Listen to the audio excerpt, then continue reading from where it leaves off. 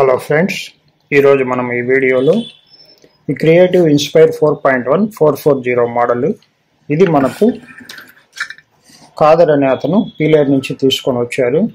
దీనిలో ప్రాబ్లం ఎందుకు వచ్చింది అంటే ఉరుములు మెరుపులు వచ్చినప్పుడు ఆ లైట్నింగ్ అంటే ఆ మెరుపులు వచ్చే ఆ విద్యుత్ ఘాతం వల్ల దీనిలో కొన్ని ఐసీలు బర్న్ అయిపోయినాయి. దానిలో ఇక్కడ CT1975 అనేది ఊఫర్ ఐసీ, TDA 8510 అనేది కూడా ఒక 4 ఛానల్. ఇది 4.1 కాబట్టి 4 ఛానల్ ఫ్రంట్ లెఫ్ట్ రైట్కి రియర్ లెఫ్ట్ రైట్కి వచ్చే ఒక ఐసీ. ఈ ఐసీ బర్న్ అయిపోయింది. దీంతో పాటు ఏమైందంటే ఈ ఐసీ బర్న్ అయిపోయింది. దీంతో పాటు ఇంకా అంటే ప్రీ యాంప్లిఫైర్లో ఉండే 51132 M51132 అనే ఈ రెండు ఐసీలు కూడా బర్న్ అయిపోయినాయి. ఇవి ఎక్కడ ఉంటాయంటే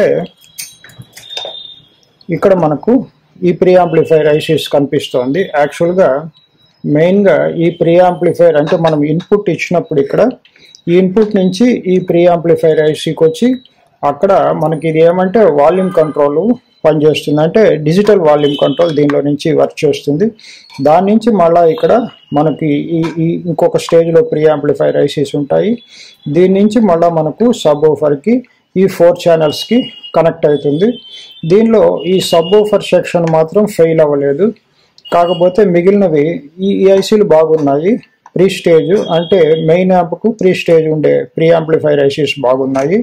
ఇన్పుట్లో ఉండే ఈ 51132 అనే ఈ ఐసీలు రెండు ఫెయిల్ అవ్వడం మూలాన ఇన్పుట్ ఇచ్చిన సిగ్నల్ ఇక్కడికి రావడం లేదు. దానివల్ల ప్రాబ్లం వచ్చింది.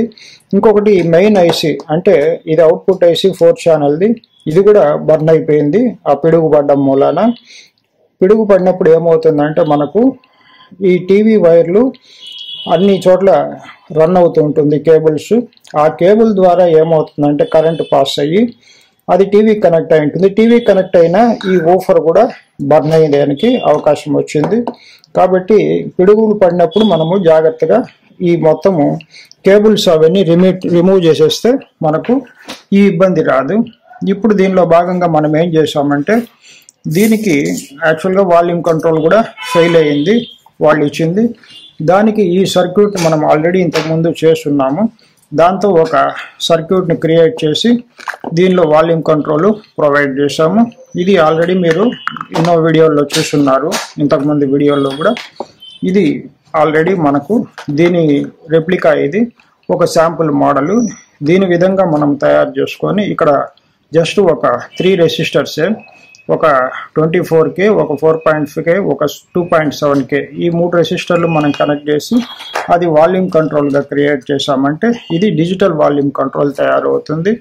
ఈ డిజిటల్ వాల్యూమ్ కంట్రోల్ని ఒక అడాప్టర్ బాక్స్లో ఫిక్స్ చేసి పెట్టాను. ఇంకపోతే ఇక్కడ మనకు ఈ 4 ఛానల్స్ దీని గురించి చూద్దాము.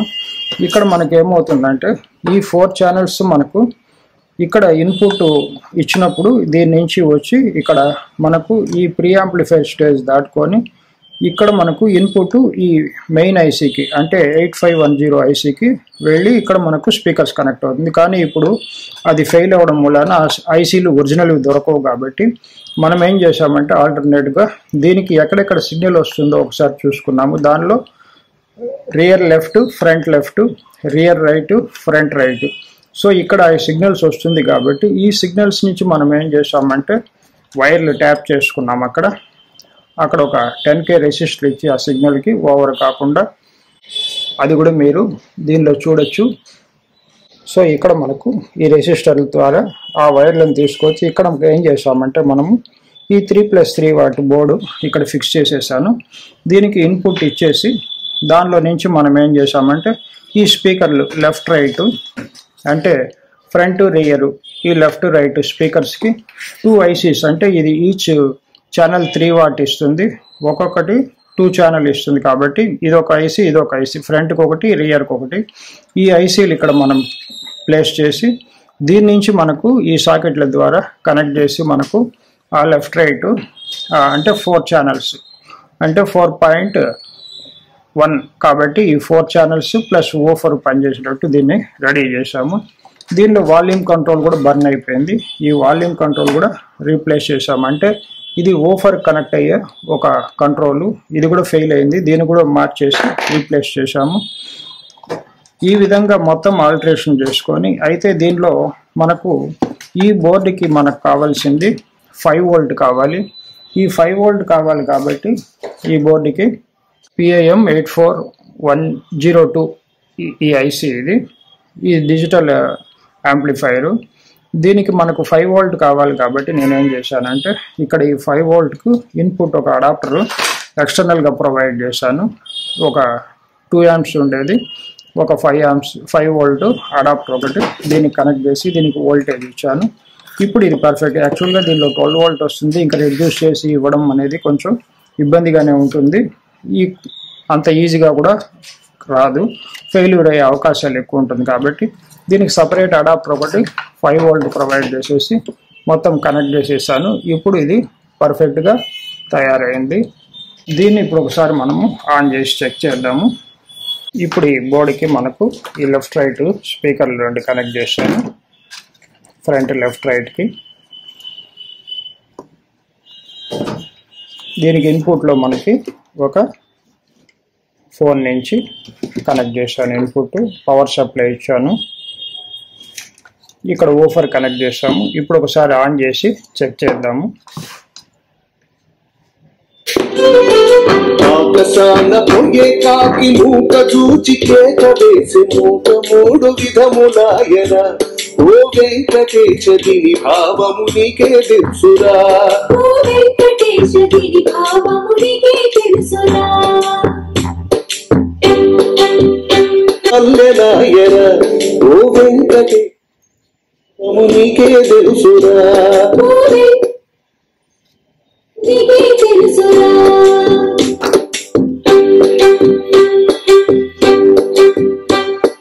బహుబిలాన చెట్టు పుట్టే భూమియల్.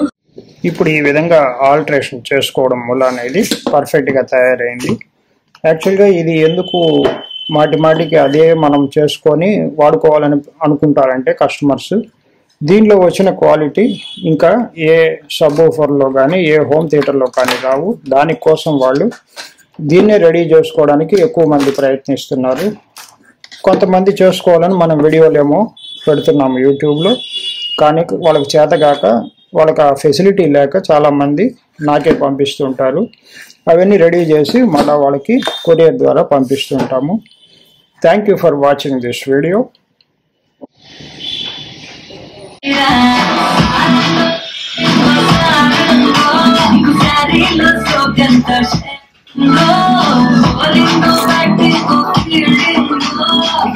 Run in mode.